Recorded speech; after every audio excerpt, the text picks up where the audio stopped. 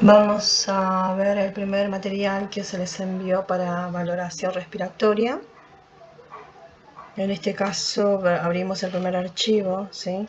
Este archivo lo que les muestra al inicio son algunos diagnósticos NANDA. Que bueno, eso no lo vamos a revisar mucho. Sí me interesa que veamos que hay algunas terminologías que estuvimos trabajando, ¿sí? Esto de apnea, apnea por obstrucción del sueño, disnea, difusión, hipoxemia, hemoptisis.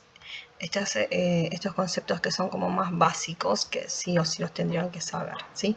Taquipnea, ventilación, sibilancia, saturación de oxígeno, son temas que se les van a preguntar en el INET. Luego tenemos valoración de la función respiratoria. Acá sí entra mucho lo que es anatomía, así que lo que necesito es que recuerden toda la parte de anatomía. Necesito que recuerden las partes que componen el sistema respiratorio. Acá les explicar un poco más profundo por ahí. Tenemos el lóbulo superior derecho, el lóbulo medio derecho y el lóbulo inferior derecho, y en cambio acá tenemos solamente el lóbulo superior izquierdo y el lóbulo inferior izquierdo, porque bueno, el pulmón izquierdo es mucho más chico que el pulmón derecho porque se encuentra de este lado apoyado el corazón, ¿sí? Tenemos los bronquiolos, que es la parte más angosta de todo lo que es el aparato bronquial. Tenemos los bronquios, directamente el bronquio derecho, y luego tenemos la tráquea, ¿sí? Bronquios, bronquiolos y bronquiolitos, que bueno, que ese es el más estrecho. Tenemos la tráquea y acá tenemos el cartílago cricoides, que bueno, que es el que justo está entre el cartílago de la tiroides. Acá vamos a encontrar la glándula tiroides y acá justo en el cartílago cricoides. ¿Bien? Nos dice que los pulmones tienen una pleura parietal que reviste al tórax, ¿sí? Y una pleura visceral, que bueno, y entre estas dos tenemos un líquido pleural, que ese es el que decíamos que ese líquido servía como para que no se colapsen los pulmones y tenga un movimiento uniforme. Bien, aparte de los pulmones vamos a tener el mediastino, tenemos los lóbulos, que bueno, que es lo que acabamos de decir, superior, medio, inferior, y el pulmón izquierdo solamente superior e inferior, ¿sí? Bronquios y bronquiolos, y los bronquiolos se ramifican en bronquiolos terminales, que vendrían a ser los bronquiolos respiratorios, ¿sí? Y estos terminan en lo que son los alveolos. Los alveolos son casi 300 millones de alveolos ordenados en racimos, que es más o menos lo que estuvimos viendo acá en la imagen, que se los voy a mostrar. No tenemos imagen de los alveolos, pero sí vamos a observar que acá en la base de los pulmones se encuentran directamente todo lo que son los alveolos, que es ahí donde se realiza el intercambio gaseoso, ¿sí? Luego tenemos función del aparato respiratorio, bueno, es las células del cuerpo que derivan en energía, que es la necesidad de oxidación de los carbohidratos, las grasas y las proteínas, que en realidad lo que hacen es metabolizar la energía, ¿sí?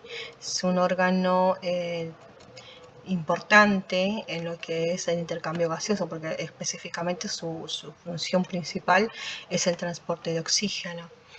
Vamos a observar que también actúa esto en la respiración, ¿sí? La inhalación y la expiración, donde la sangre venosa que está cargada de dióxido de carbono es eliminado mediante la difusión hacia la parte externa e ingresa de la parte externa el oxígeno, ¿sí? Eso es muy importante que lo puedan entender, y se lleva a cabo eso en los sacos alveolares. Por eso dice, se difunde de la sangre al interior de los alveolos, ¿sí? Si hubiera una destrucción alveolar, una alteración sanguínea, por ejemplo, los que transportan el oxígeno son los glóbulos rojos, habría una alteración directamente en el intercambio de gases atmosférico, que vendría a ser directamente una alteración en la difusión, ¿sí?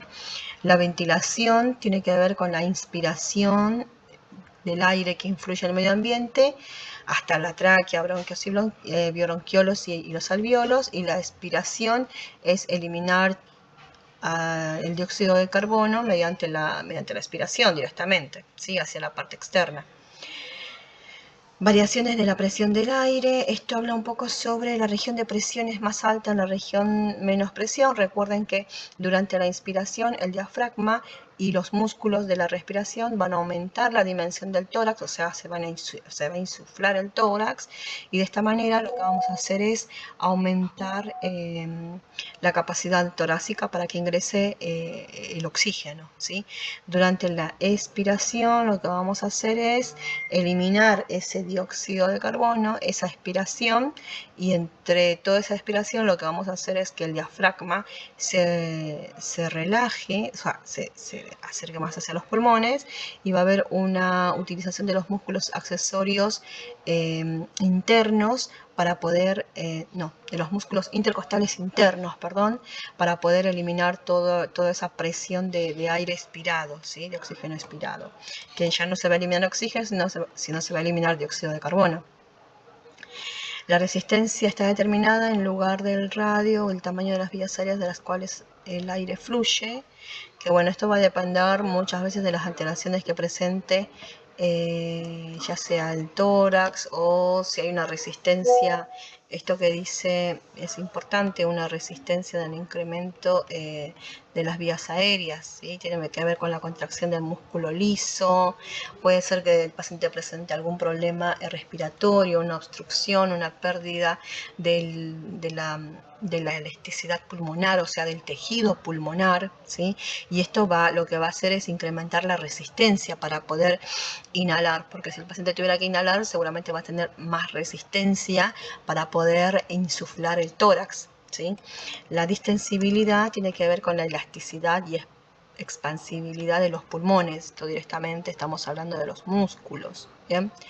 Lo que nos dice es, suele ser el tejido conectivo, es decir, el colágeno y elastina de los pulmones, suele tener esta elasticidad, este agente tensoactivo, ¿sí?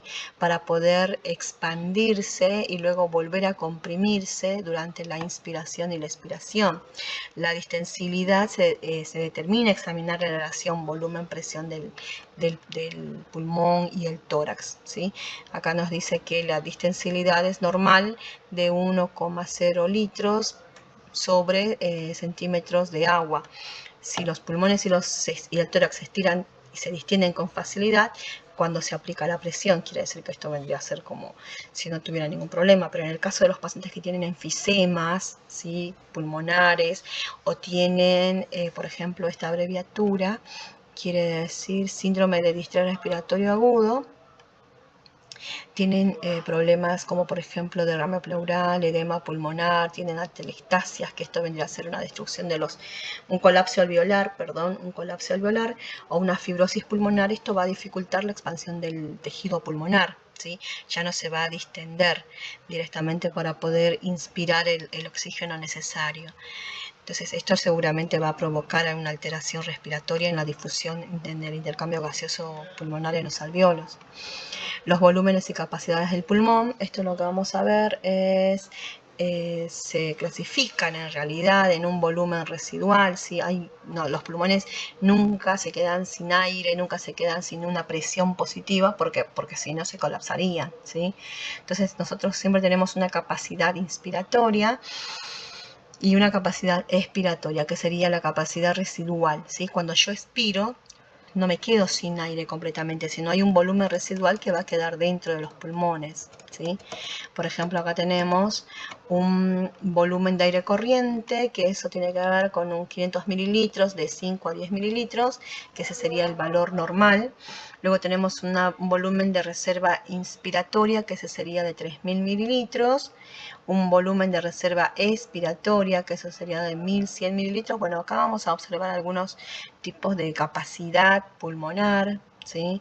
Que esto, bueno, de esto lo que quiero que entiendan por ahí es que existe un porcentaje en mililitros que presenta lo que es la función respiratoria, lo que es los pulmones, ya sea cuando inspiramos, cuando expiramos o cuando hay un punto máximo de inspiración, como dice acá, una capacidad vital, es el máximo volumen de aire expirado desde el punto de vista de inspiración. ¿Sí? Entonces les da como una fórmula que deberíamos de sacarla, pero bueno, no lo vamos a hacer nosotros ahora. Luego tenemos equilibrio entre la perfusión pulmonar. Bueno, nos dice que es el flujo de sangre actual de la circulación pulmonar del ventrículo derecho. Bueno, esto es todo lo que habíamos visto de anatomía. Me interesa por ahí que recordemos que la circulación pulmonar se considera el sistema de baja presión, porque la presión arterial sistólica en la arteria pulmonar es de 20 a 30 milímetros de mercurio y la presión diastólica es de 5 a 10 milímetros de mercurio, ¿sí? Esto en el caso de entender que, bueno, también tiene que haber una presión arterial en la arteria pulmonar, que es la encargada de hacer este transporte de la sangre hacia los pulmones. Hay un equilibrio y desequilibrio entre la ventilación-perfusión. El BQ, cuando les dicen BQ, el intercambio adecuado de gases depende de una relación de ventilación-perfusión. La relación, en realidad, la ventilación es la capacidad de inspiración y expiración, ¿sí? Cuando dicen ventilación se refiere inspiro, expiro, ¿sí? Y la Q tiene que ver con la difusión, tiene que ver con el intercambio gaseoso directamente en los alvéolos, ¿sí? De nada sirve que yo pueda inspirar y expirar sin dificultad si los alvéolos no tienen la capacidad para realizar el intercambio gaseoso. Cuando hay una alteración en el BQ, quiere decir, yo puedo inspirar y expirar, pero los pulmones, el tejido pulmonar directamente está dañado, entonces no hay un equilibrio entre la BQ, por eso habla sobre el desequilibrio ocurre cuando es una ventilación inadecuada, una perfusión inadecuada o ambas en resultado caso, ¿sí? Existen posibles estados de BQ, por ejemplo en el pulmón, ¿sí? Por ejemplo, en el ala de espacio muerto, que ese sería, por ejemplo, un CA pulmonar, ¿sí? Una atelectasia, un neumotórax, ¿sí? Que quiere decir que en una parte del tejido no se va a desarrollar el intercambio gaseoso, ¿sí? Se produce una hipoxia grave porque, bueno, va a faltar mucho oxígeno en la sangre, ¿sí? Los dedos hipocráticos se refieren a estos dedos, por ejemplo, la lecho unguial, que sería el de la uña, la placa unguial, lo que vamos a observar es como una forma circular, ¿sí? Nosotros a veces lo conocemos como dedos de tambor, pero se llaman dedos hipocráticos y vamos a ver que el ángulo de la placa de lecho unguial se aumenta a 180 grados, ¿sí? Se hace como circular. Ahí quiere decir que esto está a causa por una hipoxia crónica o un CA de pulmón. Muchas veces los pacientes tabaquistas de años, llegan a presentar esta característica de dedos hipocráticos, ¿sí? A la izquierda vamos a ver una enfermera coloca la luz, iluminación. Esto no tengo ni idea para qué lo hace, algo de los senos paranasales. Siguiendo la misma línea de la anatomía respiratoria del sistema respiratorio, vamos a ver que se inspecciona por desviación. Esto no lo vamos a ver, fíjense que es un ejercicio, técnica para palpar los senos paranasales. Después tenemos la boca y faringe. Inspección nasal, que también es lo que se puede inspeccionar durante la valoración respiratoria, ¿sí? Vamos a observar la boca y faringe, en este caso si puede abrir, si hay alguna inflamación, si se puede visualizar la úvula, las amígdalas, ¿sí?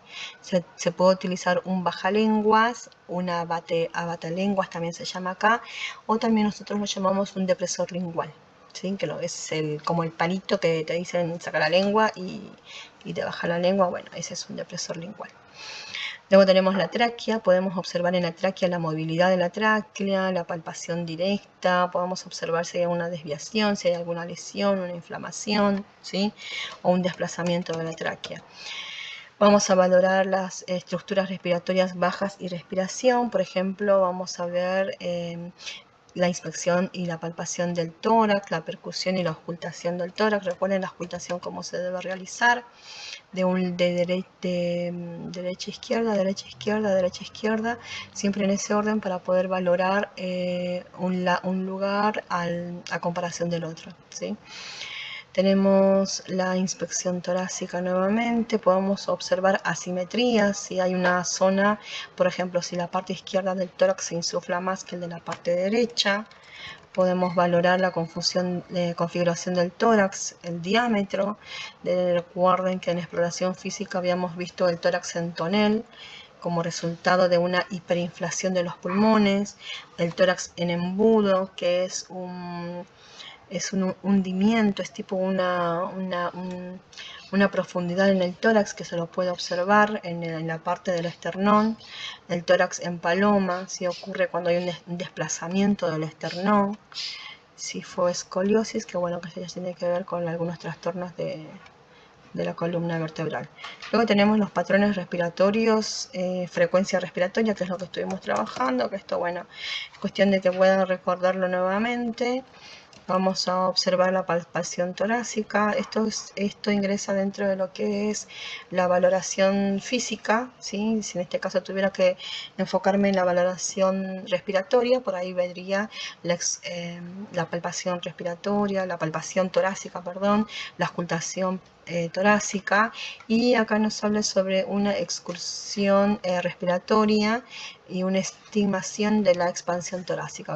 Acá lo que vamos a observar es cómo se insufla, ¿sí? Las paredes intercostales, si hay algún movimiento durante la inspiración y la expiración, que dentro de lo normal tendría que ser simétrico.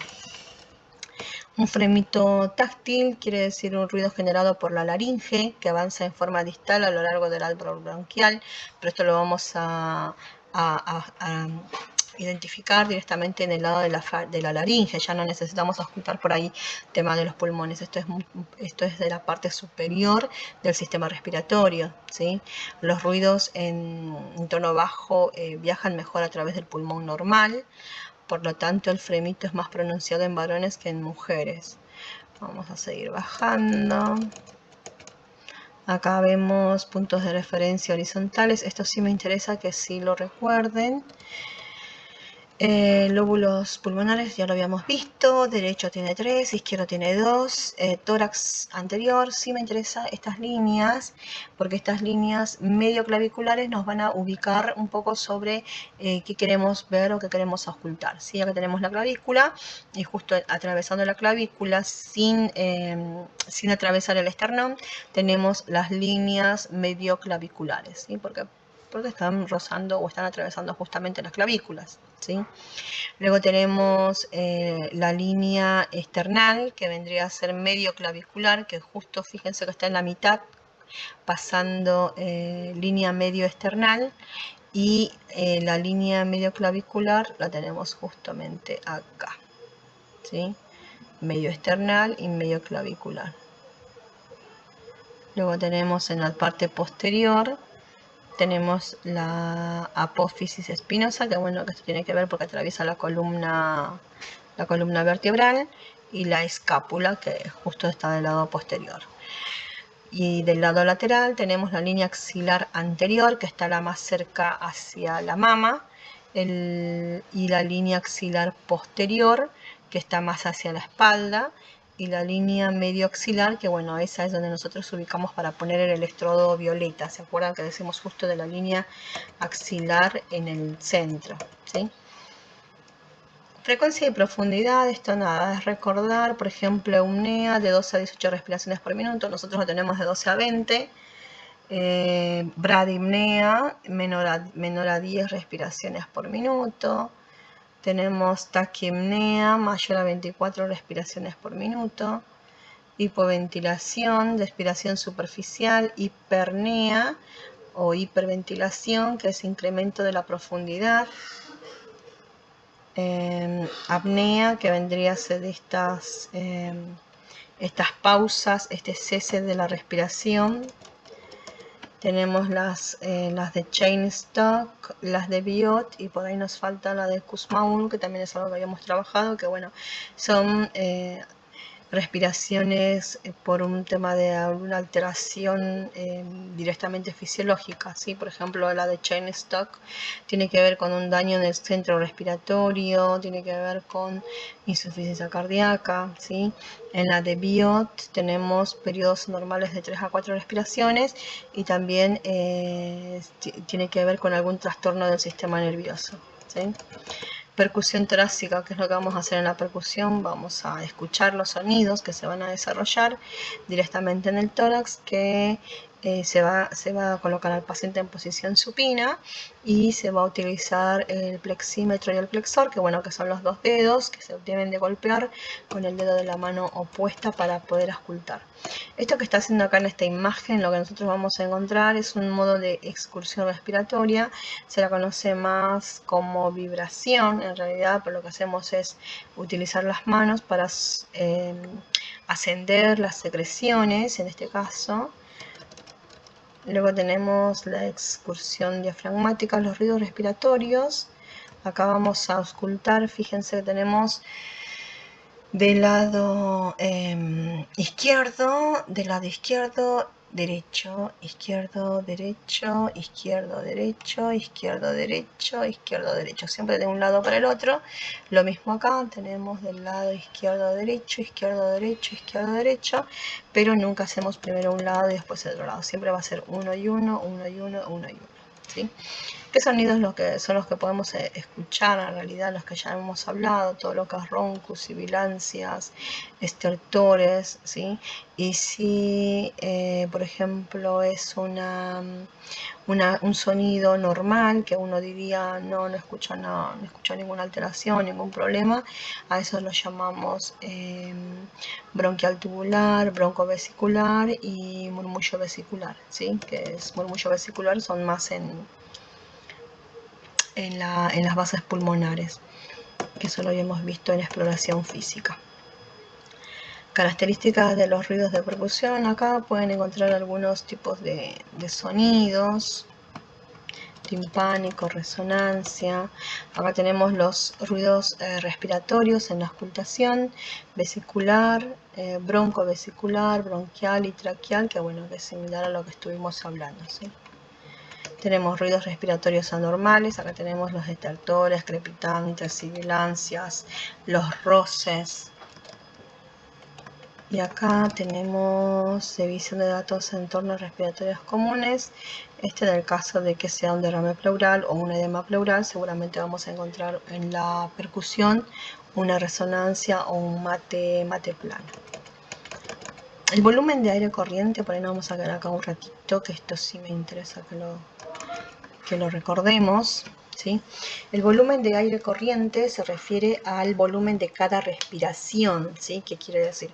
El volumen que yo realizo cuando hago una inspiración, ¿sí? Si el individuo respira a través de la sonda tráquea o una traqueostomía, se une directamente a una sonda. Bueno, ahí ya no voy a poder valorar en este caso el volumen de aire corriente.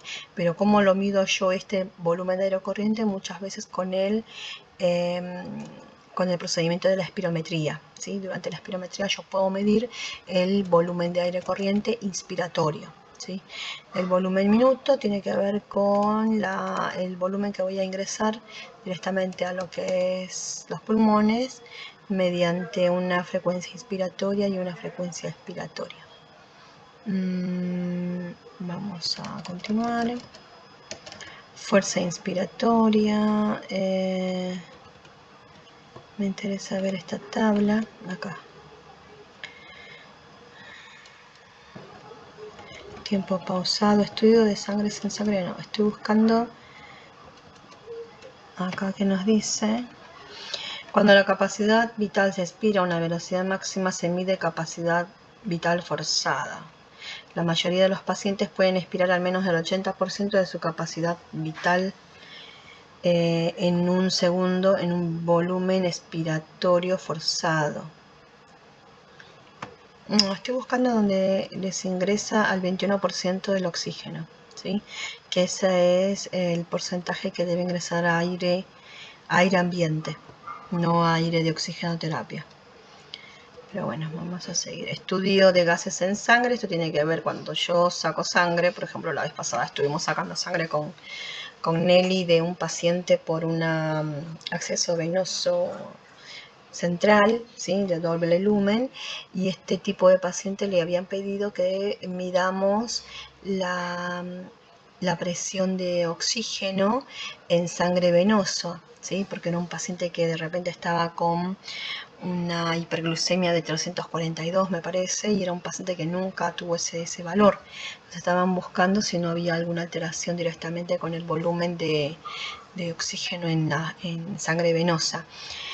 Pero lo que vamos a hacer es medir directamente el porcentaje mediante un estudio de gases en sangre, se llama así por eso, de gases en sangre, en este caso es arterial. Se saca de una sangre arterial y se mide el porcentaje de dióxido de carbono, presión parcial de oxígeno, que eso es lo que nos va a pedir, y con esto determinamos cuál es el porcentaje de oxígeno que se está trasladando directamente en la sangre arterial, ¿sí? Luego tenemos, bueno, la oximetría, que también nos da otro valor, oximetría de pulso. No vamos a entrar mucho en eso, que esto ya lo recontra conocen. La radiografía de tórax es otro estudio que nos puede decir las condiciones pulmonares. Tomografía computarizada, lo mismo. Vamos a observar directamente el tejido pulmonar para ver si hay alguna obstrucción o lesión en tejidos pulmonares o nódulos o tumores que se puedan desarrollar. Efectos fluoroscópicos, bueno, acá tiene que ver con un procedimiento de una biopsia de tórax, angiografía pulmonar, procedimiento de diagnósticos radioisotópicos astreo-pulmonar. También todos estos acá son procedimientos de broncoscopía, endoscopía. Lo que hacemos es ingresar un aparato para ver cómo está la función pulmonar, ¿sí?